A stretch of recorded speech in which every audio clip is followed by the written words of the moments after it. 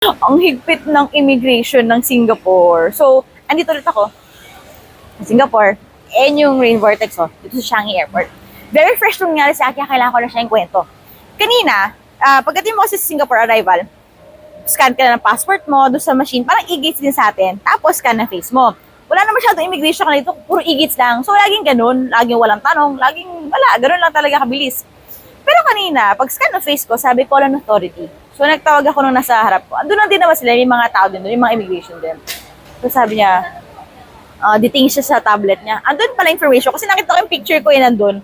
Yun. Tapos sabi niya, what are you doing here? Ko for tourism. Tapos sabi niya, after that, tapos sabi niya, can I see your hotel booking? Pinakita ko, your round trip plane tickets. Pinakita ko. Hindi pa rin siya okay. Tapos sabi niya, what's the last time you've been here? Sabi ko, November. Why are you here? Sabi ko, of course, the weekend is here, Ana Grande is here. I have to see them. Tapos, ganun siya. Tapos, hindi pa rin siya okay. Ano pa kaya isip niya? Hindi na naman niya ako tinatanong, pero ang tagal ng pause niya.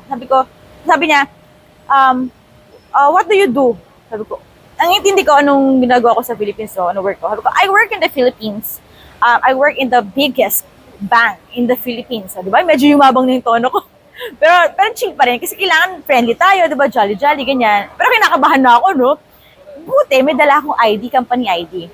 10 years na ako dun eh. So, luma na yung ID ko. So, alam niyang dun ako nag-work. After that, okay, can go. Feeling ko, pag lagi kang nandito, tapos for a short period, tapos, basta madalas ka nandito, red flag sa kanila yon.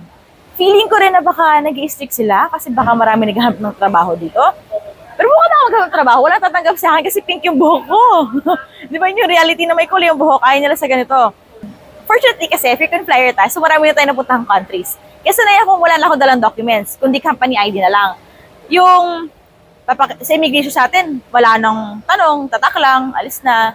Pagdating ko rin sa bansang pupuntahan ko, ganoon din, wala na rin tanong, tatak lang, okay na, ganyan. First time kong natanong sa ibang bansa ng ganitong kadami. Moral story, lagi kang magdala ng documents, kahit na frequent flyer ka. Yun lang gusto ko ipunto.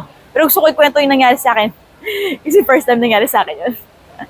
Anyway, thank you for listening sa mahaba akong kwento.